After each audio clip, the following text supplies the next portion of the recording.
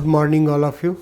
मैं Siddharth Kumar, perfection IAS में आपका स्वागत। हम लोग बिहार प्रीलिम्स को लेकर वर्ल्ड ज्योग्राफी के विषय में बहुत सारी चीज़ों का अध्ययन कर रहे हैं और उसी कड़ी के तहत आज हम लोग ग्रासलैंड ऑफ द वर्ल्ड, विश्व की घास भूमि के विषय में अध्ययन करेंगे।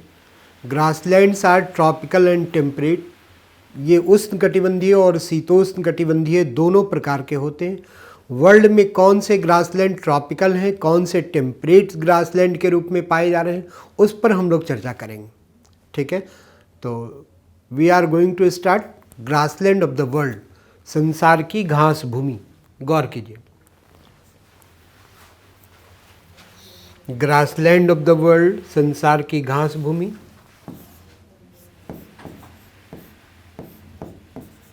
ग्रासलैंड्स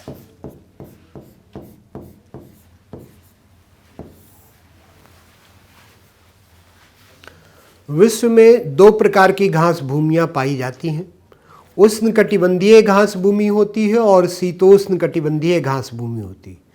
ट्रॉपिकल ग्रासलैंड है और टेम्परेट ग्रासलैंड है। हम देखेंगे कि कहाँ पर इनका लोकेशन है, ये ग्रासलैंड क्यों विकसित होती हैं, इनका स्वरूप क्या है इन ग्रासलैंड का, और कहाँ पर किन नामों से ये जानी जाती हैं। ठीक है, सो वन बाय वन हम लोग देखेंगे। Tropical grassland, then temperate grassland. अब देखिए ट्रॉपिकल ग्रासलैंड। ट्रॉपिकल ग्रासलैंड, उष्णकटिबंधीय घास के मैदान। उष्ण कटिबंधीय घास का मैदान, घास का मैदान। गौर कीजिए, कहाँ पर है ट्रॉपिकल ग्रासलैंड वर्ल्ड में और किस नाम से ये जाने जाते हैं, क्या इनकी विशेषता है, इस पर गौर करने की जरूरत है। देखिए, जब आप इक्वेटर के पास हैं, 0 डिग्री भूमध्य रेखा के पास है, तो इक्वेटर से नॉर्थ और south between 10 degree northern and 10 degree southern latitudes का जो एरिया है, that is area of equatorial forest. ये भूमध्य रेखीय वन का क्षेत्र है। अब मान लीजिए 0 डिग्री है तो 10 डिग्री यहाँ पर नॉर्थ है और 10 डिग्री यहाँ पर साउथ। इनके बीच का जो एरिया है, यहाँ पर फॉरेस्ट पाए जाते हैं, फॉरेस्ट पाए जाते हैं और ये इक्वेटोरियल फॉरेस्ट के रूप में जाने जाते हैं, भूमध्य रेखीय वर्षा वन के रूप में जाने जाते हैं। ये सघन सदाबहार वर्षा वन के रूप में। So equatorial forest of world exist between 10 degree northern and 10 degree southern latitudes। संसार के भूमध्य रेखीय वर्षावन 10 डिग्री उत्तरी और 10 डिग्री दक्षिणी अक्षांशों के मध्य पाए जाते हैं। यहाँ का तापमान अधिक है, वर्षा प्रतिदिन होती है, संवाहनिक प्रकार की वर्षा होती है। अब इसके बाद ये देखिए 10 degree to 20 degree, 10 degree to 20 degree in northern and southern hemisphere both. यहाँ पर इनके बीच और इनके बीच उत्तरी गोलार्ध में 10 से 20, उत्तरी गोलार्ध में 10 से 20 20 डिग्री नॉर्थ, 10 से 20, उसी प्रकार से दक्षिणी गोलार्ध में 10 से 20 डिग्री अक्षांशों के बीच में ग्रासलैंड पाए जाते हैं। They are called as tropical grassland. इन्हीं को हम उष्णकटिबंधीय घास का मैदान कहते हैं।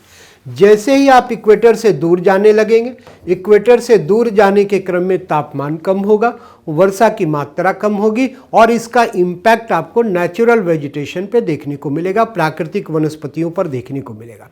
तो 10 से 20 डिग्री अक्षांशों के बीच में यहीं पर ग्रासलैंड पाए जाते हैं, ग्रासलैंड पाए जाते हैं और ये ट्रॉपिकल ग्रासलैंड के रूप में माने जाते हैं, उष्णकटिबंधीय घास के मैदान कहलाते हैं। So tropical grassland of world are located between 10 to 20 degree latitudes in northern and southern hemisphere both। उत्तरी और दक्षिणी गोलार्धों में 10 से 20 डिग्री अक्षांशों के मध्य उष्णकटिबंधीय घास के मैदानी प्रदेश का विस्तार पाया जाता है। अलग अलग महाद्वीपों में ये घास के मैदान, उष्णकटिबंधीय घास के मैदान, ट्रॉपिकल ग्रासलैंड अलग अलग नामों से जाने जाते हैं। पहले तो फीचर्स क्या हैं इनके। यह जो घास का मैदानी क्षेत्र है, यहाँ पर जो घासें पाई जा रही हैं लंबी है, उनकी ऊंचाई अधिक है, कड़ी घासें पाई जाती हैं, मोटी घासें पाई जाती हैं। कहा जाता है घासों के विषय में 4 से 5 मीटर तक इनकी हाइट होती है। तो लंबी, कड़ी और मोटी घासों का ये प्रदेश है ट्रॉपिकल ग्रासलैंड। ट्रॉपिकल ग्रासलैंड उष्णकटिबंधीय घास का मैदान जो 10 से 20 डिग्री अक्षांशों के बीच में उत्तरी और दक्षिणी गोलार्ध में आपको देखने को मिलता है। अब गौर कीजिए, यहां पे देखिए, ये वर्ल्ड का मैप आपको दिखाई दे रहा है और यहां पर आप अफ्रीका देख रहे हैं। अफ्रीका में अगर जब आप देखते हैं तो अफ्रीका का ये सेंट्रल पार्ट आपको दिखाई दे रहा है। गौर कीजिए, अफ्रीका का ये मध्य भाग आपको दिख रहा है और इस सेंट्रल पार्ट को जब आप देखते हैं तो यहाँ की क्लाइमेट इक्वेटोरियल है। आप देख रहे हैं यहाँ से इक्वेटर गुजर रही है। इस इक्वेटोरियल अफ्रीका के नॉर्थ में, इक्वेटोरियल अफ्रीका के नॉर्थ में और इसके साउथ में यहाँ पर ग्रासलैंड है, घास के मैदान। अभी हम लोगों ने देखा कि between 10 to 20 degree latitudes grassland are tropical. 10 से 20 डिग्री अक्षांशों के बीच में जो घास के मैदान हैं ये उष्णकटिबंधीय घास के मैदान है अफ्रीका में। ये देखिए, यहाँ इक्वेटर है, इक्वेटर से नॉर्थ आप जा रहे हैं, इक्वेटर से साउथ की ओर आप जा रहे हैं। यहाँ पर ये ग्रासलैंड के रूप में आपको दिखाई दे रहा है, घास का मैदानी क्षेत्र आपको दिख रहा है। और अफ्रीका के इस ग्रासलैंड को सवाना घास का मैदान कहा जाता। सवाना, गौर कीजिए, savanna is the tropical grassland of Africa. Savanna Africa के उष्णकटिबंधीय घास के मैदान है। Grassland is located between 10 to 20 degree latitudes in northern and southern hemisphere both. Equator से जैसे ही दूर होने लगे तापमान कम हुई, वर्षा की मात्रा कम हुई और इस कारण से नेचुरल वेजिटेशंस के रूप में उष्णकटिबंधीय घास का मैदान अफ्रीका में, और इसी ग्रासलैंड को सवाना ग्रासलैंड कहा गया। इस सवाना ग्रासलैंड को big game country of the world कहा गया, विश्व की शिकार भूमि। गौर कीजिएगा, पहले भी बीपीएससी प्रीलिम्स में यहां से प्रश्न बने हैं कि विश्व की शिकार भूमि किसे कहते हैं। तो big game country of the world is tropical grassland. Grassland is called as savanna in Africa. उष्णकटिबंधीय घास का मैदानी क्षेत्र है जिसे अफ्रीका में हम सवाना घास के मैदान के रूप में हम जानते हैं। विश्व की शिकार भूमि, सवाना को किस उपनाम से जानते हैं? तो कहते हैं कि विश्व की शिकार भूमि, विश्व की शिकार भूमि है big game country of the world के रूप में सवाना ग्रासलैंड। घासें लंबी है, मोटी है, कड़ी, सभी प्रकार के शाकाहारी और मांसाहारी जीव यहां पर ग्रासलैंड में पाए जाते हैं, सवाना ग्रासलैंड में पाए जाते। सवाना ग्रासलैंड में अफ्रीका की एक जनजाति है मसाई, और मसाई के विषय में कहा जाता कि ये पशुओं का खून पीने वाली जनजाति के रूप में, ये पशुपालन ही इस उद्देश्य से करती है कि उन पशुओं का रक्त पान कर सके। कौन सी जनजाति? मसाई, मसाई जनजाति। ठीक है, savanna grassland. So savanna grassland of Africa is the tropical grassland, is located between 10 to 20 degree latitudes in northern and southern hemisphere both. इसी प्रकार का घास का मैदान आप यहाँ देखिए, ये दक्षिणी अमेरिका आपको दिख रहा है। दक्षिणी अमेरिका के उत्तरी भाग से ये देखिए इक्वेटर गुजरते हुए आपको दिख रही। इक्वेटर से नॉर्थ और साउथ ये देखिए कंट्री है वेनेजुएला, और यहाँ पर ये देखिए कंट्री है ब्राज़ील। इसी प्रकार के ग्रासलैंड पाए जा रहे हैं साउथ अमेरिका में भी, ये सवाना प्रकार के। और इस ग्रासलैंड को जो वेनेजुएला में है हम लानोस के नाम से जानते हैं, Llanos. Okay, so Llanos is the tropical grassland of south American country Venezuela. Venezuela के ये उष्णकटिबंधीय घास के मैदान है लानोस। यहां ब्राजील को आप देखते हैं, यहां भी ट्रॉपिकल ग्रासलैंड है, and this grassland is named as campos. इसे हम किस नाम से जानते हैं? कैंपोस। तो संसार में उष्णकटिबंधीय घास का मैदान अफ्रीका का सवाना आपको दिख रहा है, यहां आप वेनेजुएला में लानोस देख रहे हैं, ब्राजील में आप कैंपोस देख रहे हैं। गौर कीजिए, ऑस्ट्रेलिया महाद्वीप को देखें आप। ऑस्ट्रेलिया महाद्वीप के उत्तरवर्ती भाग को अगर आप देखें तो that is area of A tropical grassland. Queensland प्रांत है ऑस्ट्रेलिया का, उत्तरी प्रांत ऑस्ट्रेलिया का आपको दिख रहा है। यहां पर भी ट्रॉपिकल ग्रासलैंड है, ट्रॉपिकल ग्रासलैंड है, उष्णकटिबंधीय घास के मैदान है। और उस घास के मैदान को पार्कलैंड के रूप में जाना जाता है। किस नाम से जानते हैं? Parkland. Parkland, okay. So parkland is the tropical grassland of Australia. अब आप कहेंगे कि इसे ग्रासलैंड की बजाय पार्कलैंड क्यों कहा गया?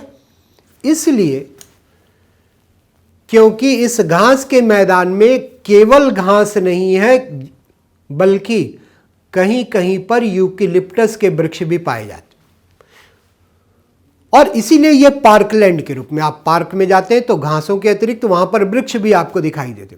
सो tropical grassland of Australia is named as parkland. Is it clear? Africa के उष्णकटिबंधीय घास के मैदान को किस नाम से जानते हैं? सवाना कहा जाता है। इस सवाना ग्रासलैंड को ही big game country of the world कहा गया, विश्व की शिकार भूमि कहा गया। दक्षिणी अमेरिका में इस प्रकार के घास के मैदान हैं। वेनेजुएला में जो ग्रासलैंड है, उष्णकटिबंधीय घास का मैदान है, इसे लानोस के नाम से हम जानते हैं। इसी प्रकार से ब्राजील में इसी प्रकार के घास के मैदान हैं जो कैंपोस के नाम से जाने जाते हैं, और ऑस्ट्रेलिया के इस प्रकार के ग्रासलैंड को हम पार्कलैंड के नाम से जानते हैं। Okay, so tropical grassland of the world are located between 10 to 20 degree latitudes in northern and southern hemisphere both. Tropical grassland of Africa is named as savanna. Grassland of Venezuela in South America is named as llanos. Grassland of Brazil in South America is named as campos, and the tropical grassland of Australia is called as parkland. And tropical grassland of the world are regarded as big game country of the world. इतना आपको prelims point of view से ध्यान में रखना है tropical grassland के विषय में। गौर करें आप। अब हम लोग संसार के शीतोष्ण कटिबंधीय घास के मैदानों को देखेंगे, टेम्परेट ग्रासलैंड को देखेंगे। देख लिया ट्रॉपिकल ग्रासलैंड को। ट्रॉपिकल ग्रासलैंड की लोकेशन 10 टू 20 डिग्री लैटिट्यूड्स के बीच में, लंबी ऊंची और कड़ी घासों के प्रदेश, अलग अलग महाद्वीपों में ये अलग अलग नामों से जाने जाते हैं, ये हमने देखा। Now listen, temperate grassland of the world, संसार के शीतोष्ण कटिबंधीय घास के मैदान, temperate grassland of the world.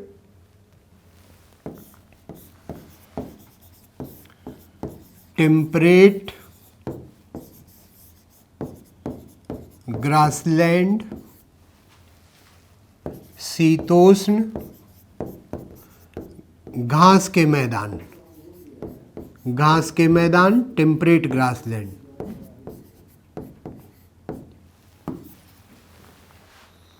गौर कीजिए कहां पर ये विकसित होते हैं। विश्व को अगर आप देखें और विश्व की अक्षांशीय दशाओं को देखें तो between 30 degree to 45 degree latitudes, 30 degree से 45 डिग्री अक्षांशों में, और किसी भी लैंड मास, किसी भी कॉन्टिनेंट, किसी भी महाद्वीप का वो जो मध्यवर्ती भाग है, that will be area of temperate grassland. यही शीतोष्ण कटिबंधीय घास का मैदानी क्षेत्र होता है। अगर वेस्टर्न मार्जिन को देखते हैं तो that will be area of Mediterranean climate, भूमध्य सागरीय जलवायु का ये क्षेत्र है। And Mediterranean climate of the world are humid in winter and dry in summer. पहले भी हम लोग इस पर चर्चा कर चुके हैं, why they are humid and why they are dry in summer. Humid in winter and dry in summer, इस एरिया को हम टेम्परेट मॉनसूनी रीजन के रूप में जानते हैं। They are humid in summer and dry in winter, पहले हम लोग इस पर चर्चा कर चुके हैं। अब इन दोनों के बीच का ये एरिया, ये जहां भूमध्य सागरीय जलवायु का है, ये शीतोष्ण मॉनसूनी का है, यही एरिया टेम्परेट ग्रासलैंड का होता है।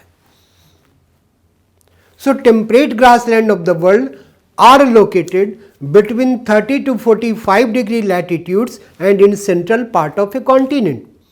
संसार के शीतोष्ण घास भूमि 30 डिग्री से 45 डिग्री अक्षांशों में और महाद्वीपों के मध्यवर्ती भाग में अवस्थित है।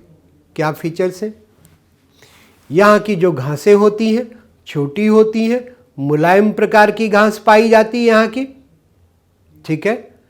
इन छोटी और मुलायम घास के प्रदेशों में घासों के सड़ने गलने के कारण ह्यूमस प्रधान काली रंग की मिट्टी का विकास होता है।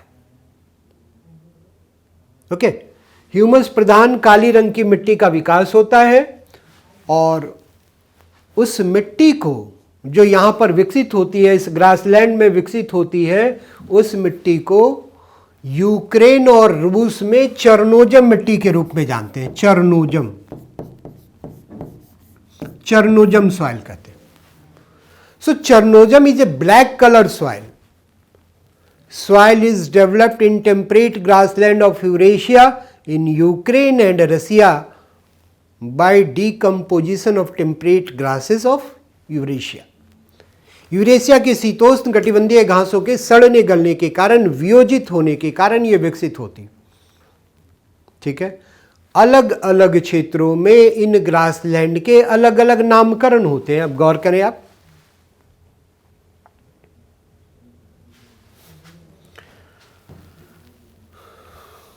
ध्यान दीजिए। ये देखिए, ये उत्तरी अमेरिका आपको दिखाई दे रहा है। यहां पर आप ग्रेट लेक्स को देखते हैं, यहां पर टेम्परेट ग्रासलैंड है, यहां पर टेम्परेट ग्रासलैंड, शीतोष्ण कटिबंधीय घास भूमि। और इस घास भूमि को प्रेयरी के नाम से जाना जाता है। प्रेयरी ग्रासलैंड कहते हैं, प्रेयरी घास भूमि कहते हैं। So prairie is the temperate grassland of North America, उत्तरी अमेरिका की शीतोष्ण कटिबंधीय घास भूमि। यहां आप साउथ अमेरिका को देख रहे हैं, दक्षिणी अमेरिका आपको दिखाई दे रहा है। और दक्षिणी अमेरिका में यहां पर अर्जेंटीना और उरुग्वे को देखते हैं।